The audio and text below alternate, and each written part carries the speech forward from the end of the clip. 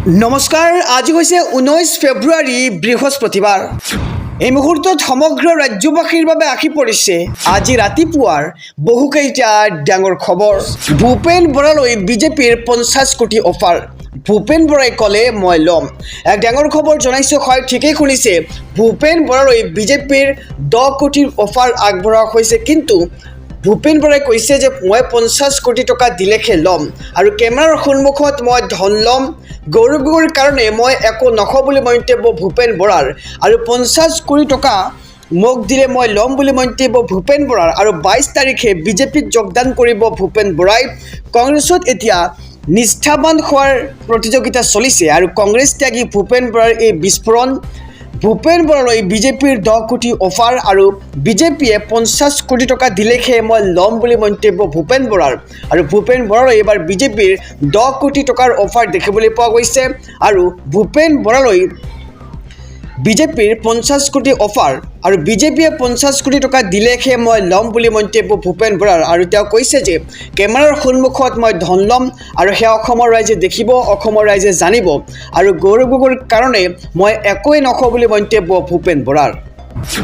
জনাইছোঁ আৰু এটি ব্ৰেকিং নিউজ, ডাঙৰ খবৰ। গৌৰৱ গগৈয়ে কিয় মাপ খুজিলে ভূপেন বৰাক?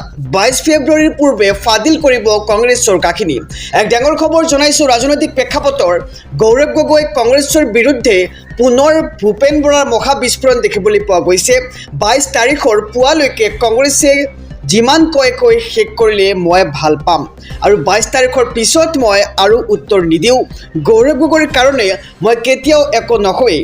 যদি মই কিবা হ'লোহেঁতেন তেতিয়াহ'লে তেওঁ মোৰ ওচৰত ক্ষমা খুজিবলগীয়া নহ'লহেঁতেন বুলি মন্তব্য এইবাৰ ভূপেন বৰাৰ। আৰু ভূপেন বৰাই এতিয়া কেতবোৰ বিস্ফোৰক মন্তব্য উত্থাপন কৰিছে কংগ্ৰেছৰ পৰা বিজেপিলৈ যাত্ৰাত।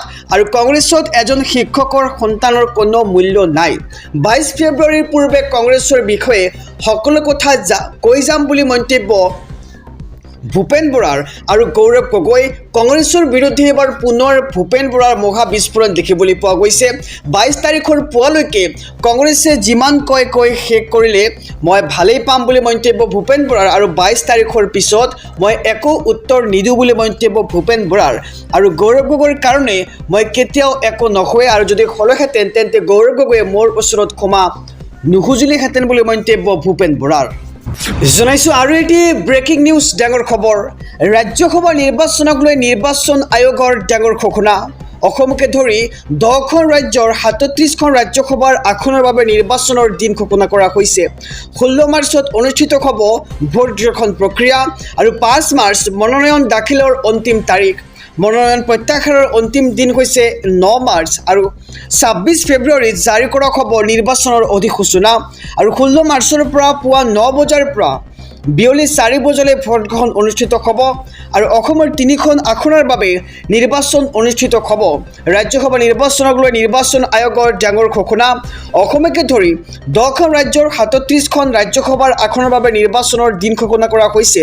16 মাৰ্চত অনুষ্ঠিত হ'ব ভোট গ্ৰহণ প্ৰক্ৰিয়া আৰু 5 মাৰ্চ মনোনয়ন দাখিলৰ অন্তিম তাৰিখ আৰু মনোনয়ন প্ৰত্যাহাৰৰ অন্তিম দিন হৈছে 9 মাৰ্চ। জনাইছোঁ আৰু এটি ব্ৰেকিং নিউজ, ডাঙৰ খবৰ। এইবাৰ গৌৰৱ গগৈক উভতি ধৰিলে ভূপেন বৰাই। মই পাবত গজা পেৰাচুট লেণ্ডিং কৰা কংগ্ৰেছী নকয় বুলি মন্তব্য ভূপেন বৰাৰ। আৰু ভূপেন বৰাই কৈছে যে মই পাবত গজা কংগ্ৰেছী নকয়। গৌৰৱ গগৈক উভতি ধৰিলে এইবাৰ ভূপেন বৰাই। মই পদত্যাগ কৰাৰ আগত কিয় 50 কোটি টকাৰ কথা কোৱা নাছিলোঁ? মই পেৰাচুট লেণ্ডিং কৰি কংগ্ৰেছ কৰা নাই।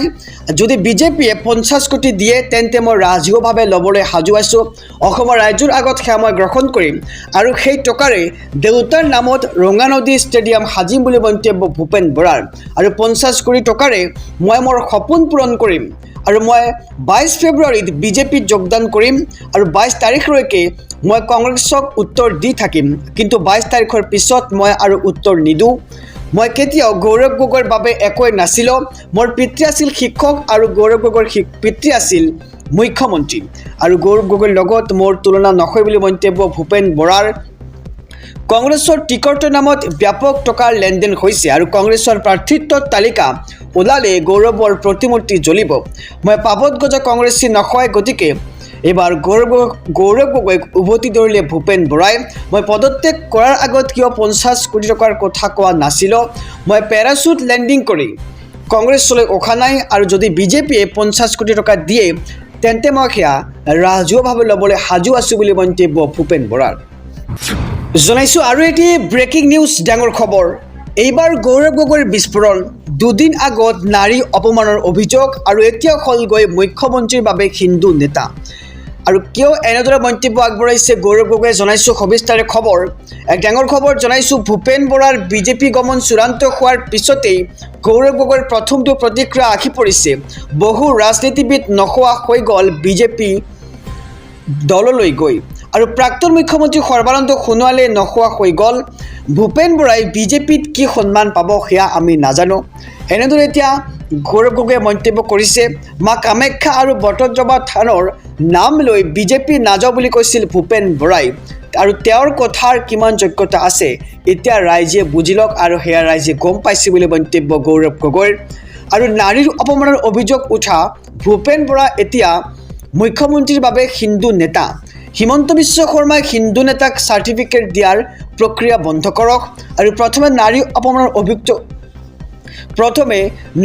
অপমানৰ অভিযুক্ত সজালে, তাৰ পিছত সজোৱা হ'ল হিন্দু নেতা, আৰু দুই ককাই ভাই একে মঞ্চত ভালে থাকক বুলি মন্তব্য গৌৰৱ গগৈৰ। গৰু চিণ্ডিকেটৰ মানুহক টিকট দিব বিচাৰিছে বিজেপিয়ে। সাহস আছে যদি হিন্দু ধৰ্মক লৈ মোৰ লগত তৰ্ক কৰক, আৰু ৰাজহুৱাকৈ এইবাৰ হিমন্ত বিশ্ব শৰ্মাক চেলেঞ্জ গৌৰৱ গগৈৰ। ভূপেন বৰাৰ বিজেপি গমন চূড়ান্ত হোৱাৰ পিছতেই এইবাৰ গৌৰৱ গগৈৰ প্ৰথমটো প্ৰতিক্ৰিয়া আহি পৰিছে। বহু ৰাজনীতিবিদ নোহোৱা হৈ গ'ল বিজেপি দললৈ গৈ, আৰু প্ৰাক্তন মুখ্যমন্ত্ৰী সৰ্বানন্দ সোণোৱালে নোহোৱা হৈ গ'ল বিজেপিলৈ গৈ, আৰু ভূপেন বৰাই বিজেপিত কি সন্মান পাব সেয়া আমি জানো, সেয়া অসমৰ ৰাইজে জানে বুলি এতিয়া বিস্ফোৰক মন্তব্য গৌৰৱ গগৈৰ। জনাইছোঁ আৰু এটি ব্ৰেকিং নিউজ, ডাঙৰ খবৰ।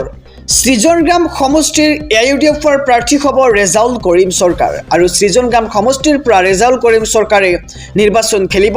আনুষ্ঠানিক ঘোষণা, ৰেজাউল কৰিম চৰকাৰৰ সংখ্যালঘু ৰাইজৰ হকে মাত মতা একমাত্ৰ দল হৈছে AIUDF, আৰু কংগ্ৰেছ বিজেপি কোনেও সংখ্যালঘু ৰাইজৰ হকে কাম নকৰিলে।